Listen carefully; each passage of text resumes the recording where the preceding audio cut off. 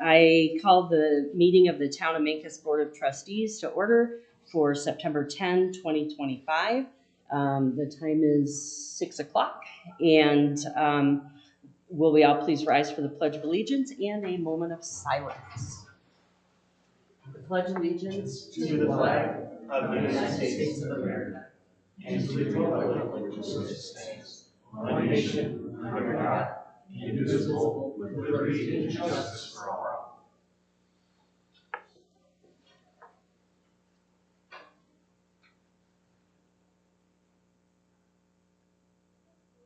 Thank you. All right. Will the clerk please call the roll? Mayor Cindy Simpson. Here. Mayor Pro Tem Brett McWhirter. Here. Trustee David Payton. Here. Trustee Daniel Hennick.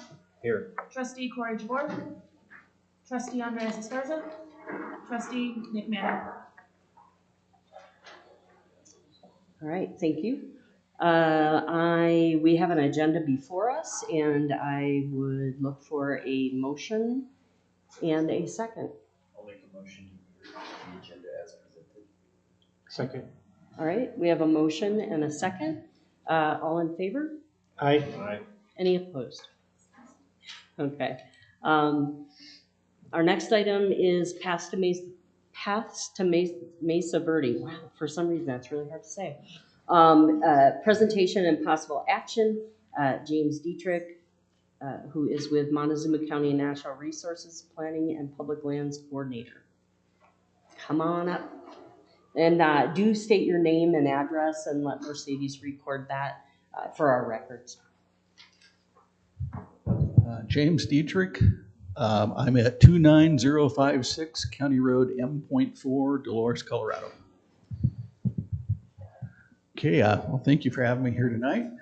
So I am here tonight just asking for the letter of support for the GOCO application as well as the CPW application for funding to help fill the gap for the financial portion of the Paths to Mesa Verde Trail. So this project has been going for about 11 years now. So I'll try to give you kind of the brief explanation of where we're at tonight. So we started this project in 2014 in an official kind of capacity. It had been around prior to that since about 2003 in concept. So in 2014, the town of Mancos, in conjunction with the city of Cortez, approached Montezuma County and asked for help in developing a pathway that went from those two communities to the Mesa Verde entrance. Originally, the concept was to look at a pathway that went out across the county countryside and would be open to like multimodal, which would include equestrians, of course. I had a lot of interest in that at the time. So we initially started the project off with what was called a PEL, a Planning Environmental Linkages Study. And the objective of that study was to find a viable route from both of those communities to the Mesa Verde entrance. So through that study, we interviewed and went out and contacted all the landowners within about 2 miles of each side of Highway 160.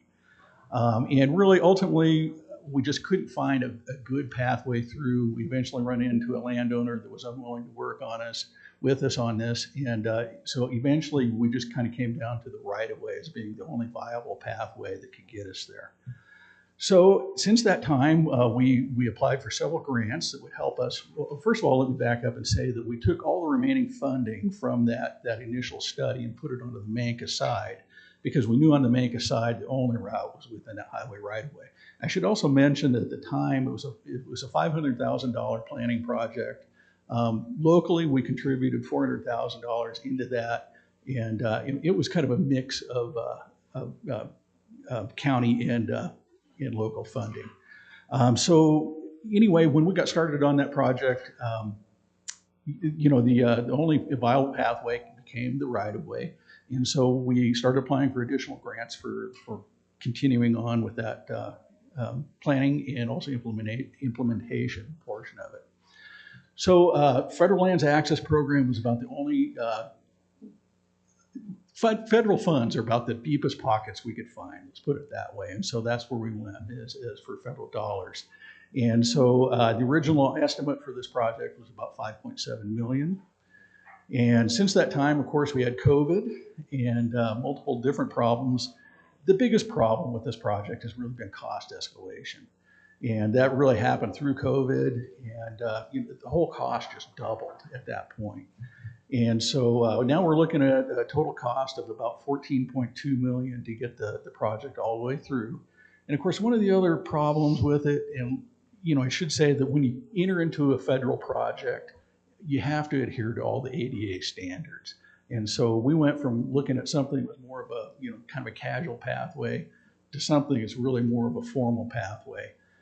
And so we've tried every way we could to lower the cost on that. Originally, we were thinking a concrete pathway would probably be the lowest maintenance. It would be something I think would probably be something that's like CDOT, for example, was really advocating for. That was just out of our price range all the way around. So anyway, we've brought that project, scaled it back to just a crusher fine surface. We can do a crusher fine surface and make it ADA. And so that's kind of where we're at with that right now. I think the other thing I might mention about the project is that we've got several water crossings. We've got 73 culverts. When you walk through that pathway alignment along the highway right of way, it's just amazing how much infrastructure is in there. And so we're having to deal with moving all the infrastructure, protecting what we can't move. And then we also have clearances that are kind of a problem through there. There's a lot of places where the right of way is pretty wide. And then there's other places where it really constricts. And unfortunately, wherever it constricts, it seems like we've got grade problems and things like that. So we've taken a look at trying to, we're using retaining walls basically to help us solve that. So we have about 1,200 linear feet of retaining wall, and that's a lot of retaining wall. It's pretty substantial retaining wall. In other areas, also I might mention with the retaining wall, you also have to add pedestrian handrails and all those types of things that make it safe for pedestrians. In other areas, we've had to add guardrail. Guardrail is unbelievably expensive, so we've got a substantial amount of guardrail also that we have to put in. And then when we get to the junction at the 160A, we're really constricted there off of that south side. You've looked at that. That's about a 1-to-1 slope through there. That is really steep. We've looked at ways to build a retaining wall there, finally settled on just adjusting the whole lane configuration in there and putting guardrail in. That was some cost savings, but not a lot. It was still pretty expensive. The other thing is we had to get from the south side of the road to the north side of the road at that point. And to do that, we had to look at doing an extension on the Chicken Creek culvert right there. So anyway, put it all together, the costs have just escalated astronomically. So where we're at, and also I might mention that we've been very successful in lining up both state and federal dollars to help us get to where we need to be with the project. However, some of the federal dollars came from the American Rescue Act. Those dollars had a time frame on them, and we're not able to meet the time frame on that because the federal side, the FLAP dollars, were delayed in coming to us. So anyway, that threw a monkey wrench into everything, and right now, that's what we're trying to do, is just fill that gap. The project is at a 95% level for the design. The only remaining things we have to do as far as the design goes, do the final environmental clearances on that. There's some utility relocation and things like that. We still have to do some final work on, but pretty much it is shovel ready. So we're trying to close that gap. So we've got about a $1.7 million gap left. So we've done very well with our fundraising, but losing that MMOF and ARPA funds, or I guess with ARF funds, but anyway, that left us in a lurch for it. And so at this point, we're going to go to GOCO and ask for 1.5 million from GOCO. We're also going to go to CPW and for their non-motorized grant and ask for $250,000 from that. So that should make up that $1.7 million gap. And that is where we're at today. Okay, thank you. Any questions, David? Danny? Any idea what annual maintenance on this trail's gonna be? Yeah, What's we're the scope? anticipating annual maintenance of about $1,000 a mile. $1,000. $1,000 a mile. So that's what we would budget for annual maintenance on it. And the intention would be to do shared maintenance with the town of Mancos. Right. A couple questions. That 14 point whatever, is that the gap funding for that to get to that amount, or is that? That's correct. Okay. Yes. Yeah. So we are leveraging a large amount of federal dollars out of this. Everything I'm hearing from GOCO is really positive. I might mention too that this trail is on the governor's 16 and 16, so it's in a state plan. We've got a lot of support. Also, GOCO has already invested in this, so I think that they're pretty hot to try to get this project across the finish line. I think my biggest question was, timing wise and funding, because we know that grants are really hard to come by right now. Right. So I just didn't want to make sure that we're going to be left in the lurch on this for, future boards going forward too, putting funds towards something that, might not happen for a few more years too. Right. Yeah. Because we had that problem previously with the 300,000 that we had earmarked, and then we had to eventually just release those funds because it took too long to get to that point. Yeah. So I So commend you on your work that you've done on this. I know it's been a long process. Well, it's going to be a little longer because we're yeah. scheduled for construction in 2028. So, barring any other federal missteps, I think things are looking good for us. So. And what is the idea to, if there are future cost escalations between now and 2028? That's right. So that's built into this figure right now. Okay. And so we're looking at about a $400,000 a year cost escalation on things. So, yeah. So it just gets more and more expensive the longer this goes on. So it'd be nice to get it across the finish line. Yes. Yeah. I agree. Any other? Thank you. Any other questions? Okay. Thank you for all your efforts. Yeah, I've been watching for 20 years or so, but you've been doing all the heavy lifting and with our help of staff, and just amazing. And I personally really hope that this comes off, that it comes to fruition. Well, I sure do too, and we've had great partners with both the city and the county and town of Mancos. So, and our commissioners deserve a lot of thanks for this too. Yeah. Hopefully, we can get this across the finish line. So. Yeah, I did have one question. I think it was something that Brent brought up. Initially, the trail was going to come into the town, and then the trailhead, so to speak, was sort of nebulously downtown somewhere. What's the situation with that, and how, if any, impact does that have? Yeah, so all along, the idea was to get the trail basically to the city limits, and then we'd use existing infrastructure to get it to Boyle Park. Mm-hmm. Boyle Park is our technical, logical terminus. Okay. And it was helpful. Part of the reason we did that is because it connected to the schools, to the library, all those things kind of helped add up to making a pretty good positive pitch for grant money. And so that was part of the objective. Plus, we just wanted to have it tie into, the trail system in Mancos. So. Yeah. Same way in Cortez, it'll terminate at Denny Park at that end. Yeah. Okay. Cool. Thank you so much. Yeah. Thank you, guys. All right. So we'll do it. So, Heather, what? Do you want us to do that motion for the letters of support now or later?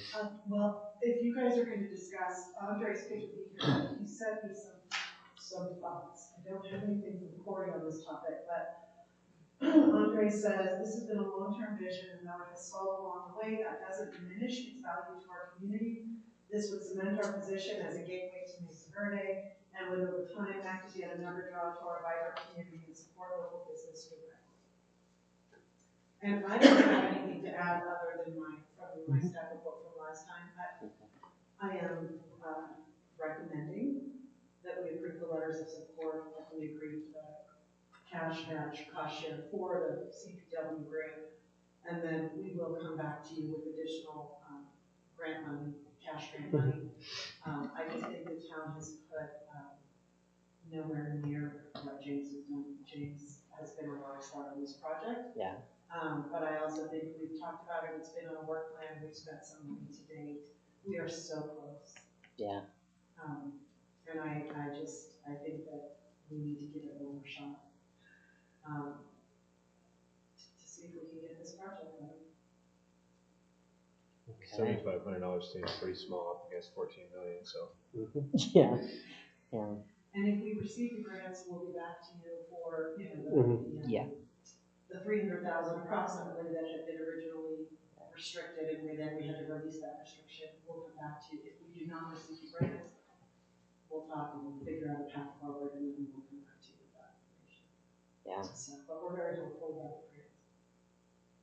Nice. All right.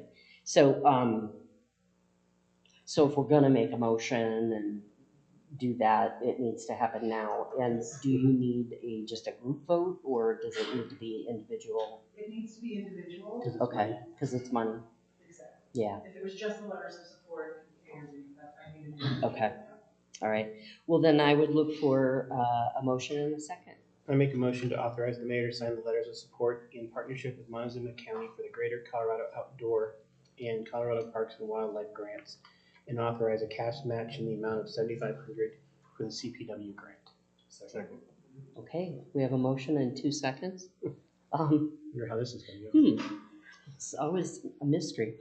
All right, so will the clerk please call the vote? Mayor Pro Tem Brett McWhorter. Aye. Trustee David Payton. Aye. Trustee Daniel Henning. Aye. All right, thank you very much. And oh, did he bolt already? He's probably, That's okay. probably got some letters to sign. I will email him after the meeting tonight. Okay. I'll send those letters over to him and let him know. Okay. And I'll sign them at the end of the night. Okay, cool. Thank you. Thank you very much. Yeah, and thanks for, coordinating with him to get him here so that, He's the expert on this. Yeah. Because he's lived and breathed it for over 10 years. nice. Thank you. All right, so next up is audience business. And so I have a little spiel to read, and then because we do have a public hearing on the agenda, there's a little bit of a nuance here. Just Senate Bill 24-131 prohibits firearms in public buildings, with the exception of law enforcement. All people wishing to address the board shall do so from the podium provided in the boardroom, and all comments will be directed to the board, not out to the public. Public comments regarding items not on the agenda will be limited to 5 minutes per person, unless they're part of a formal presentation like James just did. Public comments regarding public hearing items on the agenda, so for instance, tonight it's Riverwood RV Park, those will be limited to 3 minutes. And let's see, and then, at the time the item comes up on the agenda. So if I call your name and your only comment for tonight is for the RV park, just tell me, I'm with the RV park, and then we'll wait and have you speak later. So really these are 5-minute comments max for items not on the agenda at this time. I hope I got that right. The board will appoint a timekeeper. Falls to Brent. All people from the podium, we need you to clearly and audibly state your name, even if you know everybody in the room, your physical address, and the town business topic you wish to speak about prior to speaking. And then pause for a little bit, let Mercedes get all that recorded in the record, and then we'll go ahead and start the time at that time. No person shall be allowed to speak until recognized by the mayor. Requests to the board to accept written information shall be accepted at that time. No action is ever taken on the public comment because it's not on our agenda for action, okay? And then written information accepted at the meeting shall be provided in the board packet for the next meeting if necessary. And so with that all being said, let me read some names. Mark Worth.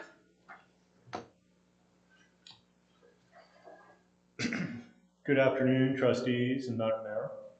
My name is Mark Worth.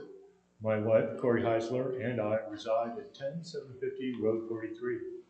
This property is used by the town for water diversion from the West Mancos River, 2 settling ponds occupying about 4,000 square feet, 1/2 mile of supply pipeline, and the almost daily use of 1/2 mile of our driveway by your staff for access. I would like to take a moment to thank you for your attorney's email explaining your concerns. I am confident that if we all understand how we arrived at this impasse, we can reach a reasonable agreement. So I sincerely thank you for communicating your perspective on the easement. It appears that I have failed to clearly explain the second tap on the Shepherd property. This has created a critical misunderstanding, and I apologize for this. Your attorney's email started with this, quote, as you have demonstrated, at least 2 taps have been provided to B&B ranches.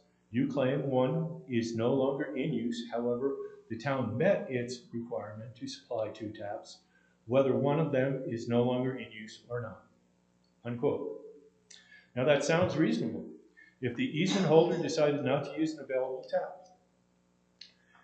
In your first meeting in February, I made this statement, quote, I imagine on the image on the following page provided by your attorney shows a curb stop that your attorney insisted controlled the flow of the second tap called out in the agreement.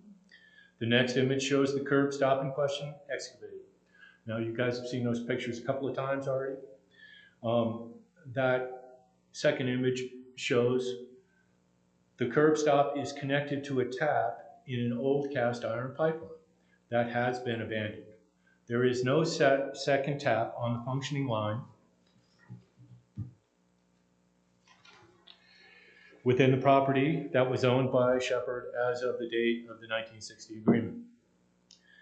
I apologize that I was not clear in my explanation of who abandoned what. My bad. The tap in question was connected to an old cast iron pipeline that has been replaced by the town with a bright blue PVC pipeline. This is a photograph of the current pipeline in use. It's crossing a ditch. It's number 2 ditch that goes to the Yeoman property.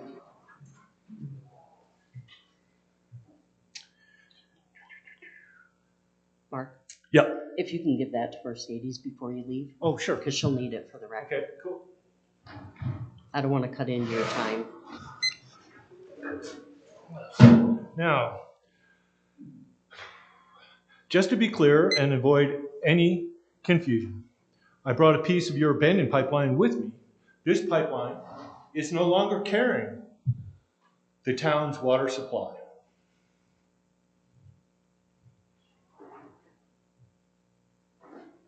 I suspect that's the past, let's look to the future. Your current work plan appears to call for the replacement of this newer pipeline. I suspect that when you replace this pipeline, you will connect the other landowners' existing water systems to the new pipeline with a new tap, replacing the old one. If not, your attorney can explain to the landowners that the old tap into the dry pipeline that you have abandoned meets the obligation in their easement to provide one raw water tap. These scenarios are absolutely equivalent. I am hoping that once you understand that the town of Mancos is in breach of the 1960 easement, you will allow installation of the second raw water tap as called out in the agreement. This would solve the most blatant of the breaches of the 1960 Shepherd easement and bring us very close to an agreement. Again, I thank you for your time, and I apologize for failing to be clear on this critical issue 7 months ago. Thank you. Thank you, Mark. All right. Let's see. Give him a second. Tim, Hunter, are you here for just something in general or RV park? I was speaking on the RV park. I'm just saying I can't speak now. I have to wait for your agenda items. They can speak now. They can speak. Now on the RV park, they can't speak again. Okay, yeah, one or the other. If you want to speak and hit the road, that's great. Okay. Other obligations. Okay. That sounds great. Yep. Tim Hunter, 10686 Road 41.2 here in Mancos. On the Riverwood RV Park, the ordinance that the town has in place, I would call onerous and arbitrary in that it's onerous in that it will affect businesses, both the RV park's business and businesses in town, with the restrictions on their calendar for operations. It's arbitrary because there's no other business in this area that has a calendar restriction on their businesses.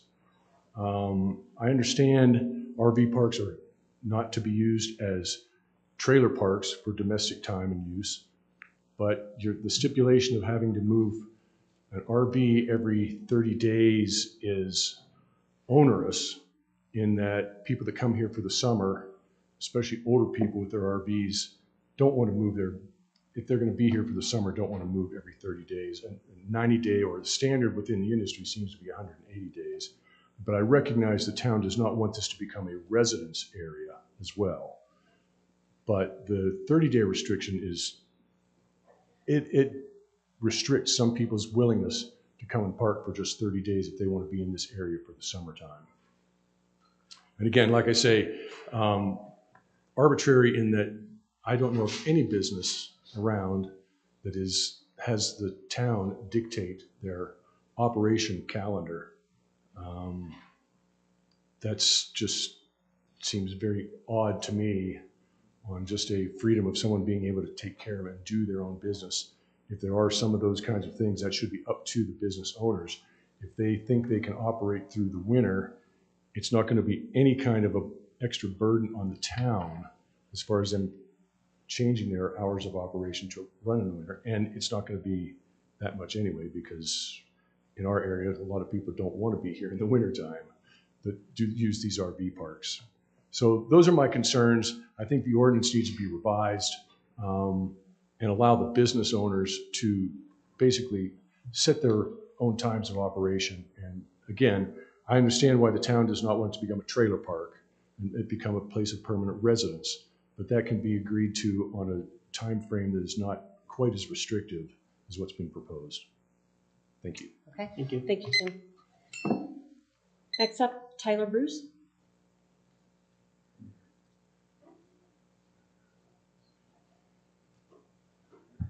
Tyler Bruce, 129 North Mancos Street. I'm here to speak on the RV park and a separate issue, and I'm going to just get them all in one and not waste anyone's time, if that's okay with you folks. Okay, sure. Awesome. Members of the board, good evening. I'm Tyler. I live on one of the few residential homes in downtown district, right next door to you guys. Our home was built in 1902, has stood for over a century, and remains a part of the living history of our town. While it isn't easily recognized as a historical landmark, it carries deep community and cultural significance. I'm here tonight to ask for your consideration in waiving an unusually high water bill we received, which was caused entirely by old infrastructure of an old leak. Just right before I got here, I found the pipe and I found the leak and came right over here. So thank you guys for having me. The water bill received, which caused entirely by a leak, the water did not go to use, it wasn't consumed, it didn't serve the household, and unfortunately, it was lost due to the property's aging infrastructure. I've been working diligently identifying the leak, and I found it 20 minutes ago. As you know, with a home this old, hidden issues can arise unexpectedly, despite our best efforts to maintain it. I want to be clear that we're not asking for special treatment, but rather for fair consideration, paying for a water bill that was never used. Water that has escaped due to a leak places an undue financial burden on us as homeowners. More importantly, this situation highlights the challenges of preserving older homes in our downtown core. These homes are rare and remains one of the last standing reminders that the downtown was once a neighborhood, not only a business district. By granting a waiver, the board would not only be helping us recover from an unavoidable and unintentional incident, but you would also be supporting the continued stewardship of a historic property that continues to be a unique character of our downtown. We are committed, responsible water users and always paid our bills on time faithfully. This was an isolated event and respectfully ask for your understanding and partnership in resolving it fairly. Thank you for that. Okay. For the RV park, I do work downtown, Kilgore American Indian Art, and we love what the RV park has brought into our community. I've talked to 16 businesses downtown. Outside of our downtown area, I've also talked to those businesses. I won't list them all for you, but they want a thumbs up. They bring in a good amount of revenue for this town, for the businesses in our slow seasons. And we have, 2 new businesses that have opened in the last year that will see, how things slow down in the wintertime. And if people want to come here and hang out in Mancos in the wintertime and shovel snow, bring it on. It's definitely given us another second life in the wintertime. So thank you folks for listening, and I'm right next door if you need me. Thank you. Thank you. All right. Kim Campbell. Yes, I'm talking, speaking on behalf of the RV group as well. Okay. Sure, if you want to, or you can wait. Thank you. And I've got a little bit of a covering from bronchitis, so hopefully you can hear me. Mayor Simpson and trustees, my name is Kim Campbell. I live at 42760 Highway 160 in Mancos. I'm also the executive director of the Mancos Valley Chamber of Commerce, and I'm here to speak on behalf of the Riverwood RV Resort this evening. As you know, they seek to open during the off-season months of December through March. I have letters here from 9 chamber businesses who also expressed support. Did you receive letters in advance? Okay. Perfect. The Riverwood RV Resort has proven over their last 7 years of operation that they run a clean and safe operation that attracts visitors from all over the country and the world. They come with disposable income, and that has been very beneficial to the downtown businesses. The resort has the capacity, as you know, for 2 guests per site and 68 sites, so that's 136 guests. If each visitor conservatively spent only $25 per day, and I think we know it's more than that, it's just hard to really delve into a real data point, so I'm being conservative, that at that, with those additional 122 days over the winter months, there's a potential for another $414,800 in additional revenue to our businesses. At 4% of that, that's another almost $17,000 in sales tax revenue to the town. Tim spoke a bit about the way that the current code reads, and you have some suggestions that you'll be reviewing this evening about keeping the RV resort as a recreational RV park and not morphing into a mobile home park, which we know would be an issue. In their current policies, their own policies, they state we're not a mobile home park. This is to the folks who check in.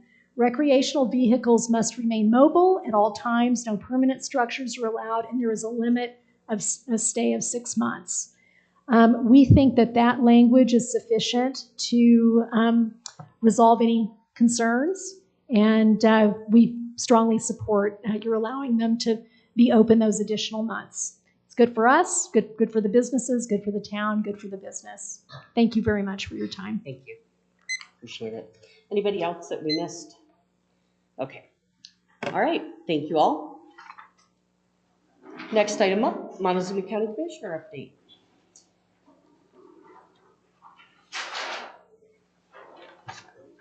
Good evening. Gerald Copenhaver, 7388 County Road 41, Mancos. This past month or so has been kind of turmoil in the county. We had hired a new road superintendent, and it didn't last very long, a couple weeks, and we had to part ways. Difference in opinion of how things should be conducted and how employees should be treated. So there's some issues arose, and I had to change back. So we're back to advertising for a new road superintendent. We did have, or we do have a new assistant attorney in place. We'd been advertising for that for quite a while and really couldn't come up with anybody for quite some time, but we do have somebody in place now that seems it's helping out tremendously with, especially with child support cases and those type of cases that Stephen was handling when Ian was our attorney. So that's going to help out his load a lot, because some of our other cases with the land use cases and stuff, we were having to sub out to other attorneys to handle everything. So it should help out a lot that we have that person in place. I'm on the AAA board too for the senior services and stuff. We also are advertising for a director there. We hired one person about a year ago. He lasted about 8 months, quit. Now we went through the process and offered the job to another person, and he had accepted a different job just a day or two before that. So we're back at the same process again. We're going through the same process back again to find a new director for AAA. Of course, all of those programs, the federal funding has decreased to some degree in the last year. So it's a struggle for all those programs to survive with what they have on. They're getting paid out right now. So other things going on at Southwest, we're going through more of the water negotiations on the Colorado River. There still is no agreement, and the Bureau of Reclamations gave them till I think the 11th of November, sometime in November. And if they haven't reached an agreement by that time, the 7 states, they're going to make the decision. It's going to be made. Didn't they do that before too? Didn't they give them an ultimatum earlier that they were going to drop dead date? That's a drop dead date. That's an the new one? ultimatum. Okay. It's been going on. I mean, they've been extending the date Yeah. up to a point, and now it's a drop dead date.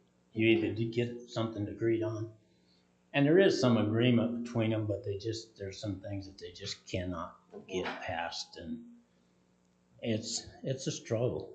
You know, it's going to be actually some of the things the Bureau of Reclamation said they're going to do if they end up with it, making the decision, is actually not going to be a bad thing for the upper states as far as I'm concerned. Just looking at what their plan is, because they're going to go on what the flow is.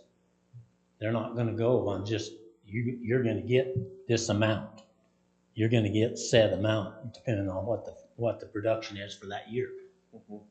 And they're not afraid to drop that $7.5 million down to $5.5 million is what one of the figures they show, that they could go that low.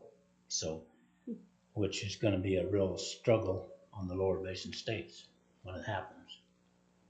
But other thing, the county, of course, I think everybody's going through their budget processes right now, because every board I'm on is we're in the same situation. So the county's going through that whole process too, and we had one of our meetings last week with all the different departments and with their budgets, and went through all of it with everybody.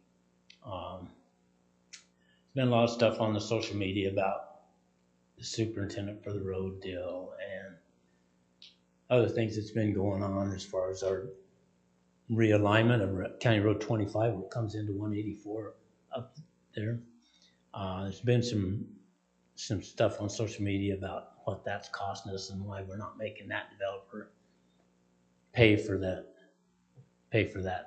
interchange that has to happen there before we can put any more development on that road. CDOT said we have to make these improvements.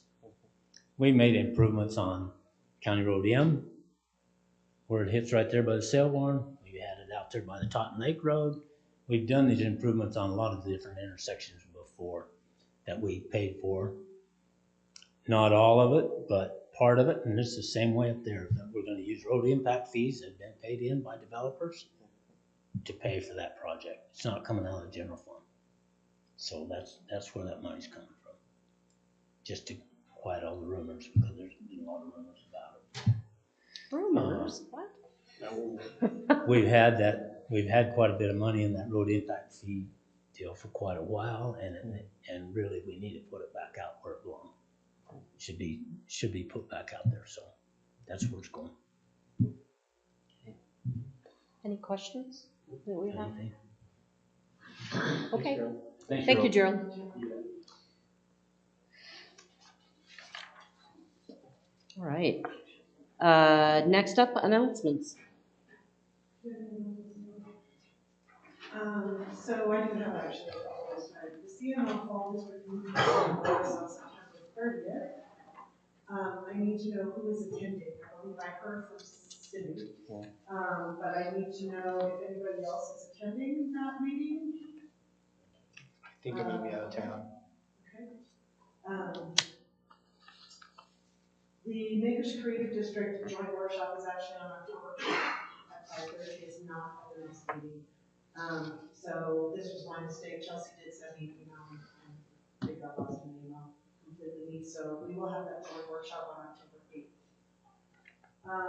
Staff will be finalizing our 2026 work plans and 5-year plan over the next couple of weeks. These will be eventually brought to you for review and approval. We want to get your feedback and everything on the budget before we finalize those other plans. We received an application to fill a vacancy in the tree board. So this item will be brought to your next meeting to ratify that approval and that appointment. We're very excited about it. I feel like slot machine noises are going off in my head. Right?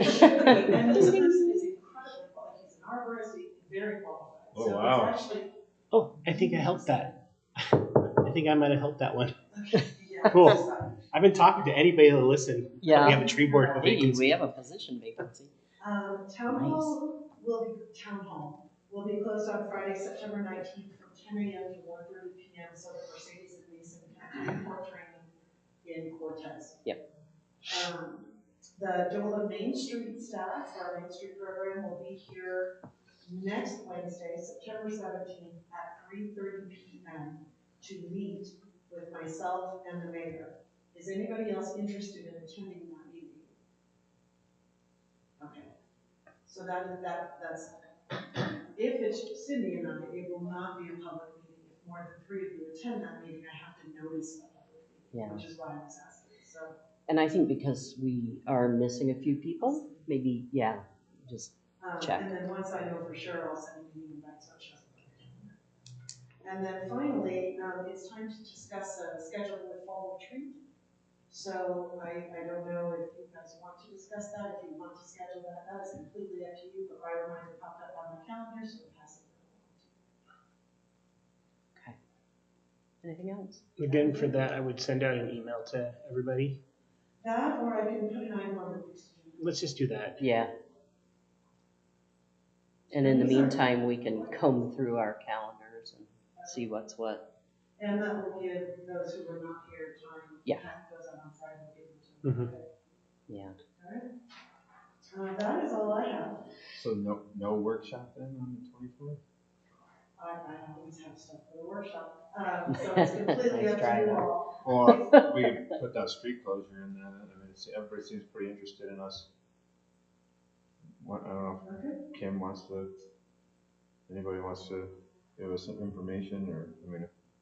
I will try. I'm still trying to compile some information. Okay. Some of the entities and municipalities that we've contacted haven't gotten back to us.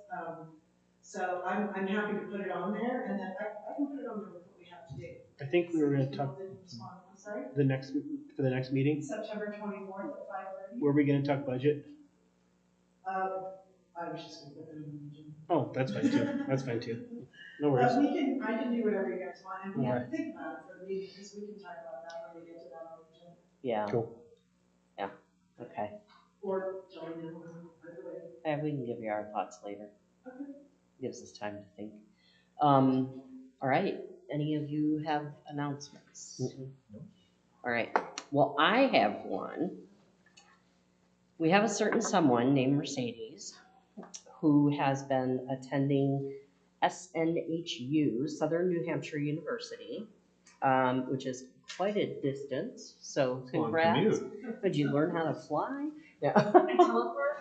Yeah, teleport. We've got the whole Star Trek thing going on. Anyway, Mercedes has made the president's list, and she has been working really, really hard on an accounting degree so that she can better help the town of Mancos. And I think that's really awesome. And it's full-time undergraduate students who have earned a minimum grade point average of 3.7 and above for each reporting term. They're named to the president's list. And if you, oh yeah, and then it goes into like what constitutes a full-time student. So congratulations for being on the university's honor roll for 2025, June through August term.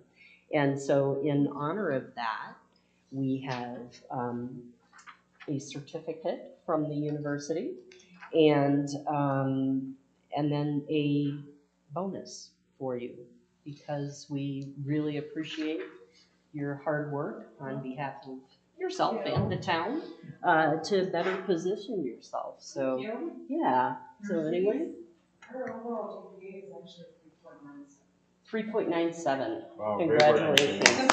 Thank you. Yeah. Great work. So thank you for putting all the effort in. You really stepped up with staff shortages and filling those gaps so that Heather doesn't, have a complete breakdown. Well, everybody's always telling me how smart she is. Yeah. Yeah. So now there's proof. We got documentary evidence now. Yes.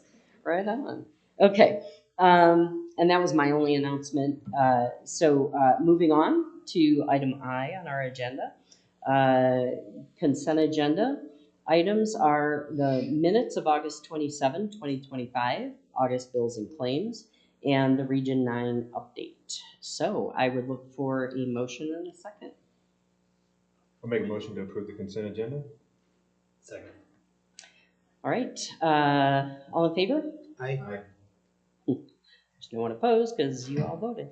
Okay, so those items are approved. Moving on, we have discussion and action items. The Riverwood RV Park discussion is the first item on the agenda. And seeing as the members of the public that were going to speak to it have already spoken, we can open the public hearing for, or no, just public discussion. meeting. Okay, just discussion. Okay. And welcome input. So if you want to, I'm assuming you're here to talk about that. And so if you just want to, state your name and address so Mercedes can record that, and then give us your best 8 bars, and then we'll have staff chime in, and then we'll discuss. Madam Mayor, members of the board, my name is Dugan McDonald. My address is 350 East Grand, Mancos, Colorado. I'm here tonight representing the Riverwood RV Park as its owner. I'd like to first of all get on record and thank the community for their support and letters, and their staff for their support as well and their guidance through this whole operation. It's my hope tonight that I can answer any questions and concerns that the board might have with regard to allowing the RV park to stay open through the winter months. Riverwood is seeking the same rights and privileges as all of the other businesses in town, and we hope that can be granted this evening. Thank you. Okay. Any questions for Dugan? All right. Thank you. Thank you. Do I stay? You can have a seat. You don't have to stand up there. Yeah, front row so that we can hear you. Get you on video if we need you. Heather, anything to? I don't have anything to add to my staff report. Based on feedback tonight, what I would like to say is that suggested language is just suggested. I'm not, advocating one way or the other. The board can determine 30, 60, 90, 180. I don't know that, wait staff is married to any of it, as long as whatever we finally decide, if we choose to move forward, prohibits becoming a residence. That's the only, for us, Yeah. if you move forward, that's the bottom line for staff. Yeah. And then I don't know if anybody else has any questions or anything, but staff is prepared to answer anything you guys. Okay. Okay. So if I recall correctly, the small mobile home park behind the laundromat laundromat property down at the other end of town, that was initially approved as an RV park, right? And now we have full-time mobile homes? No, that was before my time. Yeah. You're talking about the west side of the property, the northwest. Yeah, side. not like the whole big thing. Okay, but that was before my time. Yeah. But I do not believe there's anybody over there living in RVs. Because we do code enforcement, because our code doesn't allow Right. permanent But residence. what I'm saying is initially, I believe that was a And campground. now it's a mobile home park. And now it's a mobile home park, and without permission. Yeah, yeah. So based on my research, that the United Campground, they never got a true RV park permit. Prior to that, and it never fell into the grandfather. So there's been no RVs allowed in there, and I code enforce that. And they do not put RVs on that piece due to it not being permitted as an RV park within the town. There's only one RV park truly within the town limits. Right. My concern is the reason that we went with a break in the winter of the hour or the operation was to avoid a campground becoming a subdivision essentially, or a mobile home park. And so I'm wondering, does it have a mobile home park permit, or did it develop prior to regulations? And honestly, Madam Mayor, that would take more research. Yeah. But if I had to go off cuff, I would say it developed prior to regulations. Okay. Okay. Yeah. Yeah. 'Cause the information I had, and again, word of mouth 20 years ago, it's not worth much, but what I had heard was it was a campground that converted into mobile homes without any oversight. And that was one of the factors of consideration that some of us used, at least to, when we were hearing this in the first place, was to make sure that we avoided that kind of scenario again. In my 36 years, I don't remember there ever being RVs there.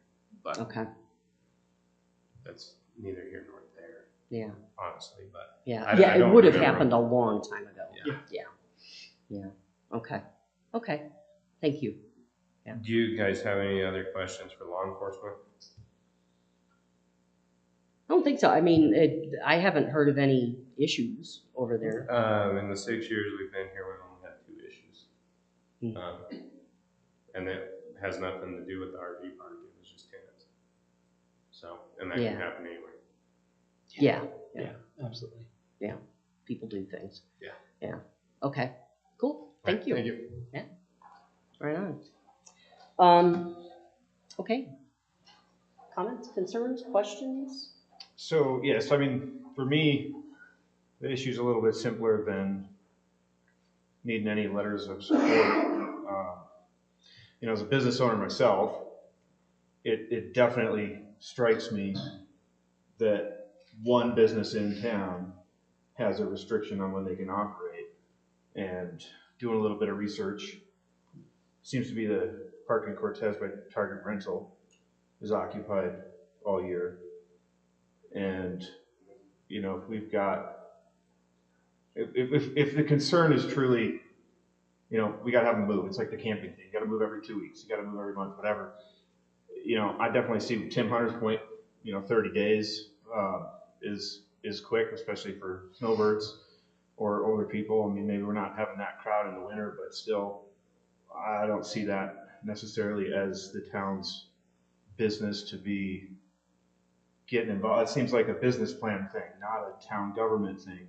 So I would be, and then what, we got infrastructure. So we should be concerned with public safety and infrastructure, right? So protect our infrastructure from freezing and backflow issues, and make sure that fire and EMTs can get in there, that sort of thing. So maybe some requirements on snow removal and that sort of thing, just kind of basic stuff. But then insurance is a pretty easy way to cover the town as well. Add us as an additional insured, as a rider, just like I do at my office. Kira's an additional insured for my general liability insurance. So that way that, we're not relying on the solvency of the business. If there was a catastrophic event, we had to dig into the street and right away and all that, $10, $20, $30,000 to fix something. If we're covered for insurance, we're protecting the town's interests that way. And he's got the right spigots that drain below frost line. So I would, I think I'm in favor of doing something to help this local business. And, if you go over there and see the RVs that are in there, it's, there's pretty little risk of it turning into something else. I mean, it's 40 RVs that are six figures or more. And so, these people are definitely in there bringing money. The resort is clean, it's well kept. So, I don't know where this ordinance came from, how it was created and boxed in this way, but I would certainly be in favor of making some appropriate adjustments, whether that's 90 or even 180 days to move at 180 days. That seems to be pretty common for other RV parks. So I don't know if we have a justification to be different than what else is happening around here, and it just seems I see the restriction as, if it were my business, I would certainly not appreciate it. It would feel unfair in my perspective. So that's kind of how I see it. Okay, thank you. Can I make a comment then at all?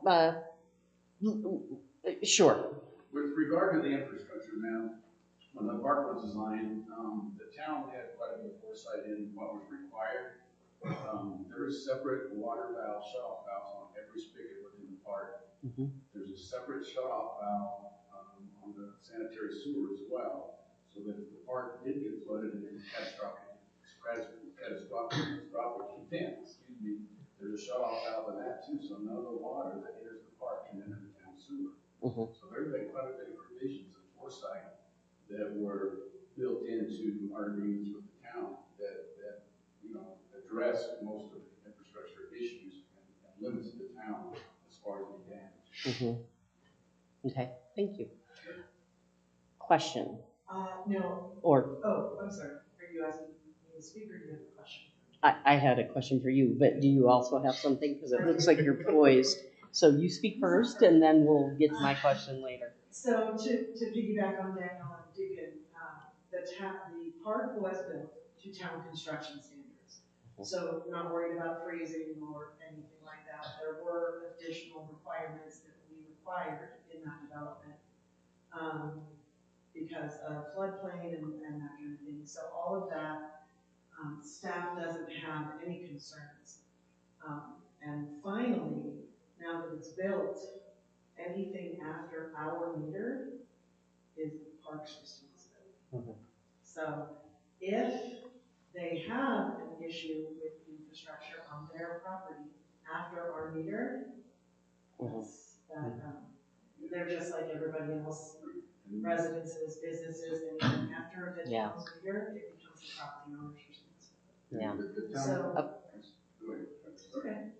So we don't have, Terry and I talked about it a little bit today, and I don't know if Terry has anything to add on to that, but we don't have any concerns. If the board wants to be open year round from a town public works standpoint, we don't have issues. Okay, thank you. The meter that you spoke of, I just want to mention, is off the property. So the control of the water and everything like that is completely separate from the property, so. Okay. Right. I have no issues with changing the date to the 180 days or whatever is the standard pretty much. The date. For moving the requirement to move spaces. Okay. Just wanted to clarify Yeah. for the people out there. But yeah, I don't have any objection to that, and I will say that as a business owner in town, I do see the benefit of having the RV park. We definitely see a lot of the people in our business, and I know other businesses downtown as well. So I don't see any reason why we couldn't do this, as long as there's no public works issues or anything like that. I'm amendable to changing it. Okay. David. I've heard there's no infrastructure concerns. The one thing that comes in my mind is just water supply, just assuming that we will have plenty of water. Okay. Yeah. That's something else. Access permit? It should already have one for that property. Yeah. Right, yeah. So, yeah, that kind of springboards into a couple of things, and I was on the board when this got approved initially, and I don't remember how this got approved. Was it a seasonal use? Because it is very typical of zoning to have seasonal uses where you dictate months of operation or whatever dates of operation. So that part of it, that's a typical thing to do. And so I can't remember what is the permit, if any, that they got, or was it a zoning change? I don't remember the particulars of how it got approved. Okay, so a couple of things. If the board wishes to move forward, we still have to do a little bit of research on our end. And we will do that in preparation for the public hearing to change the text. Because what we're discussing, while the Riverwood RV Park kicked off this conversation, right, the end result is going to be regulation for all RV parks located in town. So, right. So what will happen is, if you all choose to move forward, this will need to amend our land use code. So there will be a public hearing at the Planning Commission next month, and then the week after that, it'll come to you with an ordinance. So at that time, and during that research, staff actually has a couple of things to look into. I came into this project midway when my predecessor left the town, so I don't have all of the recall, but I do have CDOT access permit, street impact fees, because I think we reduced those because it was only year, or it was only part of the year. Yeah. I don't know for sure. And then the plant investment fees, because it was only part of the year, so it'll load on the plants. I don't know that for sure, but it's pinging David and Marie. So we'll have to do some research. If you're changing the code in general, we will have to do some research specific to this RV park. Right. So, and it's fine, we don't mind doing that. But so I have to research that. I was not involved at all in the CDOT access permit. That absolutely predates my involvement in the project. So yeah, because sometimes those are, based on what's presented to them, they're like, okay, that is approved. And any changes to that, whether it's hours of operation, days of operation, if a business was formerly closed on Saturday and Sunday and now they want to do business on Sunday, that may change the parameters of their permit. And so, yeah, good, it's something to look into. And I also, as we go through this, we need to, as Heather rightly points out, This will be a town code change, and therefore it affects any property that may end up as an RV park. And so we need to think as the board, and P and Z if it ends up going to them as well. I'm not sure how that works, but we need to think beyond how well this one is maintained and operated. We need to think about what can happen in the worst case scenario. And I know that seems really sour and negative, but it's what our responsibility is, and to create guardrails or bumpers, if you will, for the town. Because, you know, current owners change. Somebody that once took very good care of a property, it might go unkempt after a sale. And so, although with the type of RVs there, I doubt that would happen, but you never know.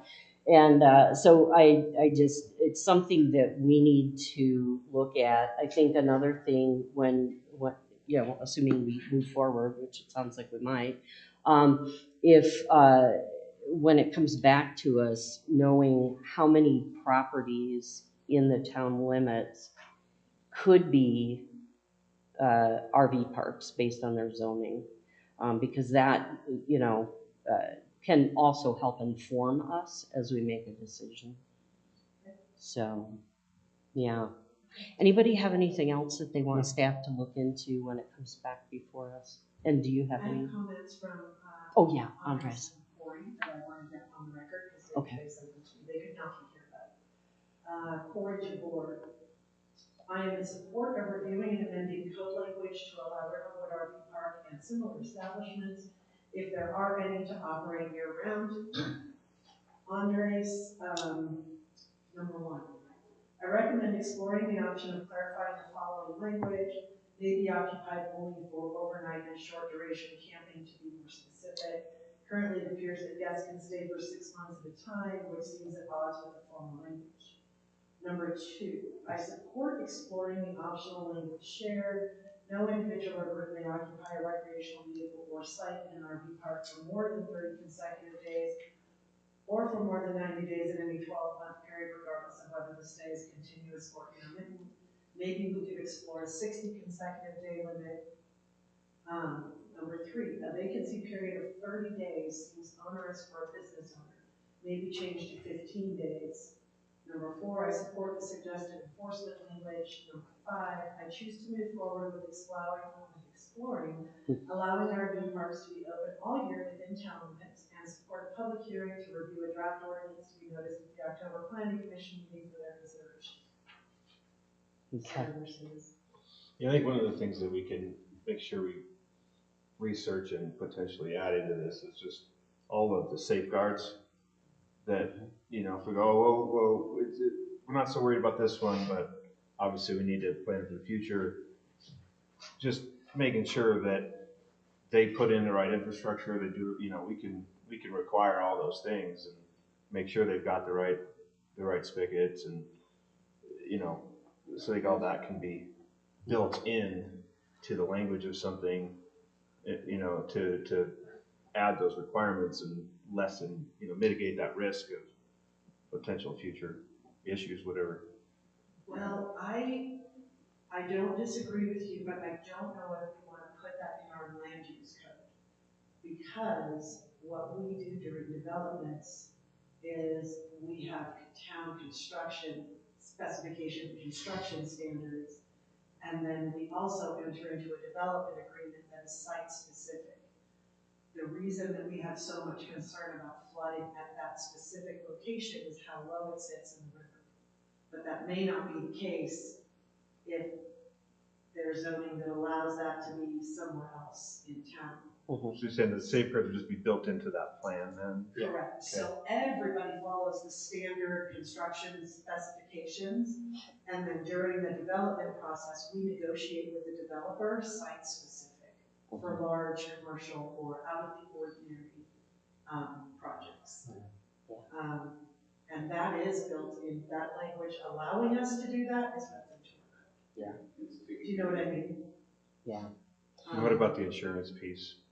The insurance piece, we don't worry about as a town because, They're in charge of their property. I was just gonna say, I'm just gonna say it right out loud, even though it sorry doesn't sound politically correct. Well, but if something Not our on problem. their property affects ours. No, because during the development, negotiation, planning, and permitting process, we've covered all of our bases. Now, if we haven't done that, that is on us. However, having them name us as additional insured, that won't be affected. Once we give a certificate of occupancy, it's on the property owner to be responsible for whatever is happening on the property. We are not responsible as a town. We don't require any other businesses to provide insurance, not even like ourselves. Well, yeah, I was just thinking, what if we had to dig up the road? What if we had to We don't. That's their infrastructure. That's their problem. It's their responsibility. Anything after the meter, we are not going to touch it. Yeah. Well, and it comes out on the highway, right? So there's no risk of our meter getting affected? I mean, that's more what I'm asking. Like, oh, I see. No, not any more than any other business, because again, it's been engineered to standard. So yeah, this is what it is. Okay. For that location, for that height, for that many spaces, for that. Yeah. Just trying to fully. Yeah. wrap my No, I brain see around where it. you're going. Like a flood, an RV takes out the meter, or like whatever, and yeah. Oh, that's good to know. And like Terry said, that is one of the reasons specific to Riverwood that every site has a shut off, that the park itself as a whole has a shut off. There's actually shut off for sanitary sewer, which is not common. Again, it's because of that specific location and the potential for crossing. Yeah. Got to keep the pretty properties pretty. I would say that we don't have any fear, Mayor, because the guidelines are so stringent here, and your staff is professional, and that's one of the reasons why we work together almost as a partnership to develop this property. And I think as long as they're conducting themselves in the same way with the new RV park, if there is a property that can even support a new RV park, I don't know of any. You don't have any fear because your staff literally takes care of it. Yeah. Okay. Yeah. So I think that gives you a good idea of sort of where we're thinking, information to bring to us. And you guys have anything else that popped up? No. Okay. All right. Then what do we do? Do we take a vote to move forward? I just need consensus. Okay. Is everybody okay? I know we don't like 30, that was a horrible suggestion, and I'm sorry. Is everybody okay with 180? I don't, I think so. I'm okay with 180. Yeah. I think if you pull in, if we're going to let them be open for a certain number of months, just stay in that spot. And if we go to year round, then maybe we need to look at it a little closer. What do other parks do to make sure that it doesn't become, an RV storage facility, things like that. I don't see that happening here, but again, it could be Looking forward. Looking forward to other properties. 180 minutes is the national standard for the RV parks to stay open, because it gives you a moment to flush, if you will, get things clean. Yeah. And then you start the next season. So 180 is the standard. Yeah. For year-long opening. Yeah. and I will make sure that we update our code. The other note that I have here is emergency vehicle access.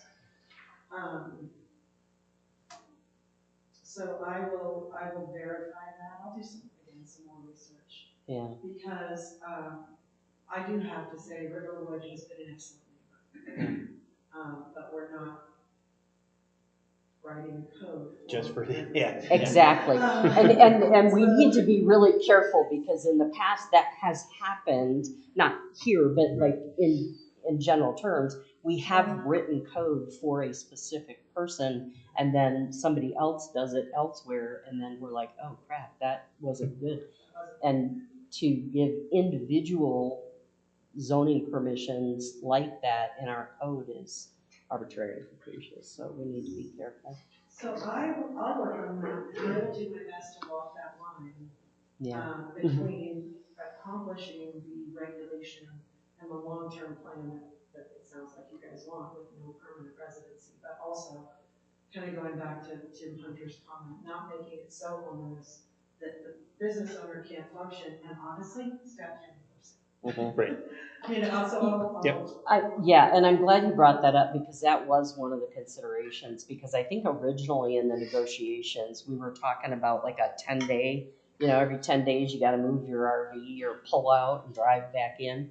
And we were like, we don't have the staff for that. We No. need a staff of like 50 people to keep track of that. So I think that's how we kind of ended up with, where we're at with it. But yeah. Yeah, I think so we'll work on that. David and I now will work on that. Now I'll pull David in. And we'll work on that and do some research. And we will be kind of running projects concurrently for both. We'll be running the ordinance for the town as a whole, and then I will be doing some research specific. Yeah. David, we'll be doing some research specific to Riverwood RV Park. Because for some reason I need to research that fee. I don't remember if we. I remember the amount, it was $80-some thousand. Yeah. I bet you do. I know, sorry, I know that's painful. But when those figures hurt. Everything about it, but I do remember that like next. Yeah. So I do have to do due diligence and That was, it was a shock to us because we're on ADOT right away, so most of the time we're using ADOT streets. CDOT. Wrong state. So CDOT. that seems like a large number to us because, like I said, our RVs aren't traveling on for the most part. Yeah.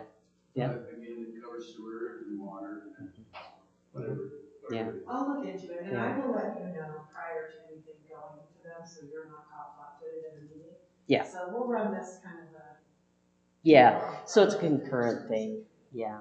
And just, keep in mind, we have to think about the whole town, what could happen. This was Yeah. actually done under use permit as well, which protects the town and the code a little more than otherwise as well.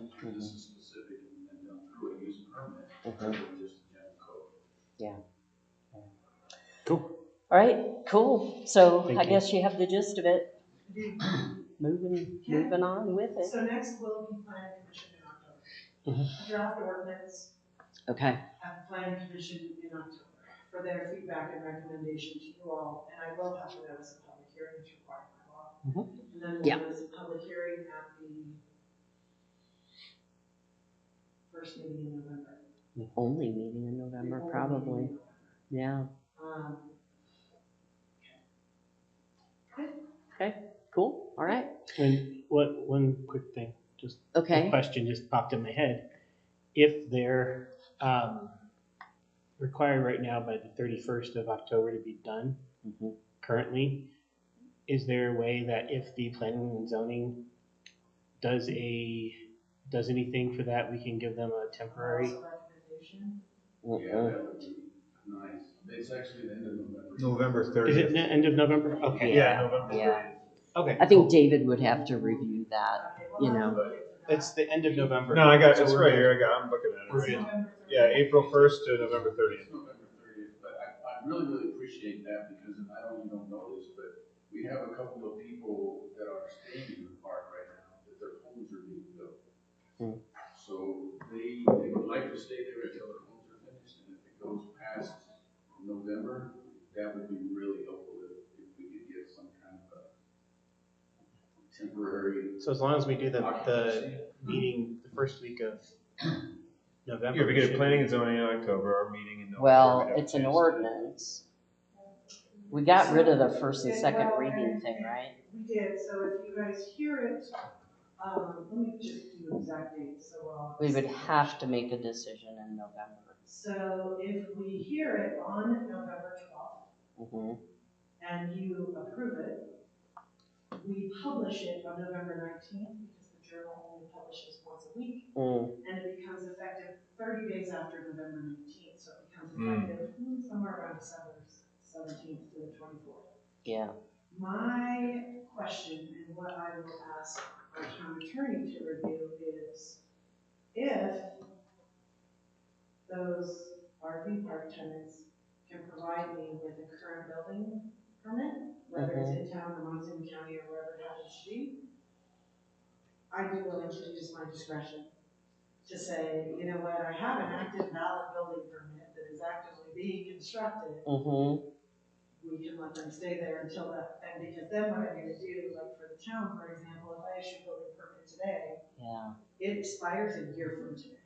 So I'm gonna look at that and say, so they can stay there until this date and then they're out. I don't know. That would be where I'm gonna ask David to do some legal research. Because if they're having their homes constructed, they're obviously not planning on living there. I don't know. And one place to look for stuff like that, and I can't remember if it was here in Mancos that we used to, or maybe still do, or if it was over in La Plata County, but there was a thing where if you, like, because an accessory building needs to come after, because it's not the primary, but what a lot of people do is they'll build a garage, they'll live in it until they get their house built. And so sometimes there's that kind of a time frame, so maybe we can piggyback some way. Here, inside the town limits. Inside the town limits, you can live in an RV on the property where we have issued a valid building permit and we're building your primary residence. We have allowed that. I thought we Which is why I did. say, if they need to stay there, well, I don't know, let me do some research, but that's the direction that I'm gonna ask David to research. I just thought about that just beforehand, so.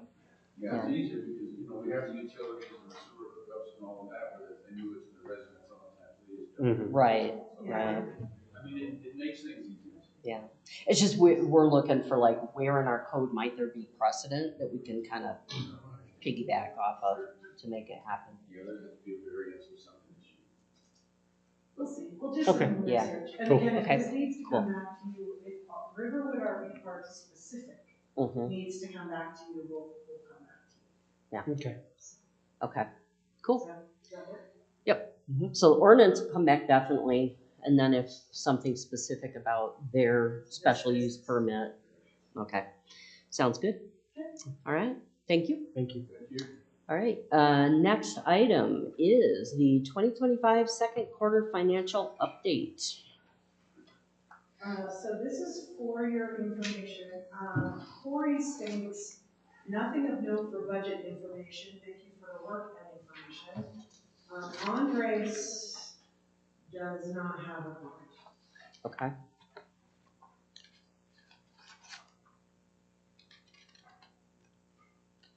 And I would like to amend my mineral use and severance tax. Because when I wrote this, the item had not been on the finance list. Our receptionist is compiling a spreadsheet for me. Companies, municipalities, are seeing a 95% reduction in their mineral lease and severance tax receipts this year. They are budgeting 0 for 2026. Yeah. So I need to look at her results and that kind of thing. So we are looking at 10% of what we normally receive, not a 10% reduction. I just wanted to clarify. That's what I read it as actually anyway, so. Yeah. So it's bleak for severance tax. I mean, people have been saying, "Ooh, we're going to lose our severance tax for 30 years," and here it is. Yeah, you the know. state swept it. Yeah. They had 750 million shortfall. Yep. Fun times ahead. Okay. Anything else? Any questions from the board? All righty. Thank you, Heather. G, next up is the 2026 budget discussion. Let's have Mercedes take us through now that she's an accounting whiz. No. Just Not kidding. there yet. Just kidding. Heather. It's just shrunk underneath the I know. monitor. She's like, no. You don't see me. So we have been working and tightening up numbers and that kind of thing, and so far now I have managed to balance the general fund operating I received some updated information. We did finally receive said we budgeted, for example, a 10 or 15% increase, and it's only 5.4. Little things like that, but for a budget as small as ours, it does make a difference. We are still absolutely, as staff, pausing and considering and trying to figure out if this project list will work next year. So at the next meeting, we will be bringing you operating and capital together.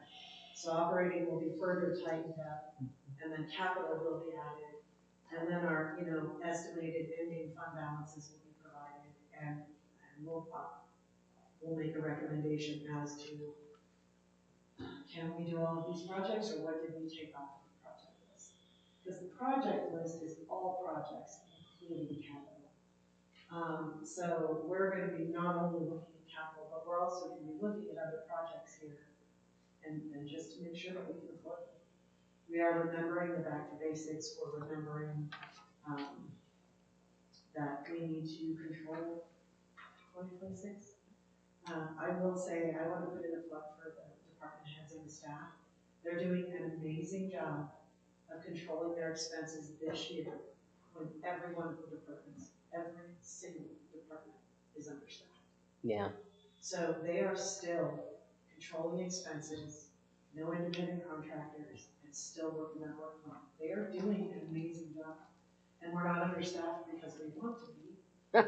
In certain instances, there is just a complete lack of applicants. Yeah. So a complete lack of applicants as a whole, not just qualified applicants, but just no applications. So yeah. I do want to say staff they're doing an amazing job, and your department has, they pay attention. They pay attention to financials. They pay attention to projects. They search for the appropriate pricing. They really do. Yeah. Well, and thank you for pointing that out, because I want to add to that and say that they don't just do that when we are in tight times. They do that every year, whether we're really panicked about the money or not. And I appreciate that because it positions us to be a lot more financially secure than maybe we would have been if we'd just sort of been, yeah, I got 70 grand, now I'm going to go buy a truck. Terry always shaves it down, I don't know how he does it, it's magic. They do. You know? Amazing. And just finding an organization that will buy a fully equipped vehicle, so in theory, our complete out of pocket is $15,000 or $20,000 for renting, Yeah. And Chris Major is our auditor, and I always laugh because he teases me about, you're not a banking institution, you're not supposed to be saving money. Right. Well, no, we're not, but we're also able to ride out a couple of lean years without our citizens seeing too much of an impact because they are fiscally. Yeah. So I just wanted to let you know that they're doing an amazing job with less money and less staff, and they're doing a good job. Well, and remind Chris next year when the headlines are coming out from other towns that are just slashing things to make up for it, why we do it. Yeah, we never want to waste money, don't get me wrong. Yeah. But at the same time, we've all seen the headlines from the state, and we're not anticipating layoffs. Yeah. We may not be filling current positions, but we're not anticipating layoffs. And those people left the voluntary leaving. So it's a big deal. It's a big deal. And so I'll be bringing some year-end information to you all like I usually do at the first meeting in the workshop in October, or November. If the trend this year for expenditures continues, I'll be bringing you guys maybe some recommendations for you. Okay. All right.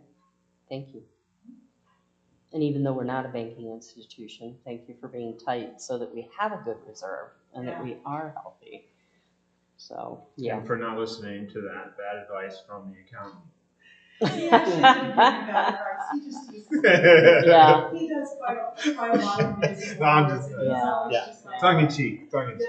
No, he was laughing this year because when he comes here for his 2 days, Yeah. at the end, I'm always like, am I doing, am I gonna get my hands slapped? I just need to know ahead of time. And he said, no, you didn't break any budget line. He goes, but you spent $400,000 in reserves for the general. I said, you don't. I was like, well, that's the marshal's office and it's okay, we budgeted that. Yeah, right. So Yeah. it is, they're, Yeah.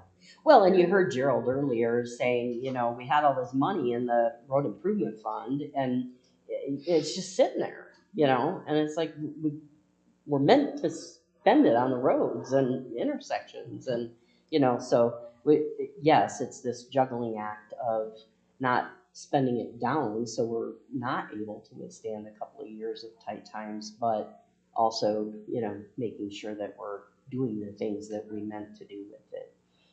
So yeah. So anyway, thank you, all the department heads and staff. All right. Anything else on the 2026 budget that we want to talk about? All right. Facility reservation discussion. so this was a board-initiated conversation, and I have provided some information. We did reach out to CIRSA, you know, this is actual CIRSA response. So I guess what I'm looking for from you all is, do you want to continue discussing the item? Where do you want us to go from here? Is this information sufficient to answer your questions? Because the question of staff after the workshop was, what is our liability if the organization that is renting our facility sets rules that are different from the town's rules, basically? And ultimately, as long as we are being named as their additional insured, like in the event of these larger events like BoroughFest, we do not have any, I don't know, somebody can always sue us, don't get me wrong. Right. But we've done our due diligence and we don't have any liability that hasn't been managed, we'll say. So that is, for me, that was the answer that I was looking for to provide to you. Is there anything that I missed? Is there anything that any other questions that this kicks off? That kind of thing. So that's what I'm looking for from you all. Yeah, I think that was really my only concern was risk and liability. CIRSA has spoken. CIRSA has spoken. Yeah. Right. Require the liability. Yeah.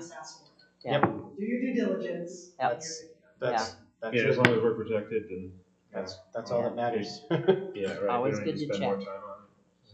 Let the lawyers tell us what it is, and then after that, I'm out. They quit.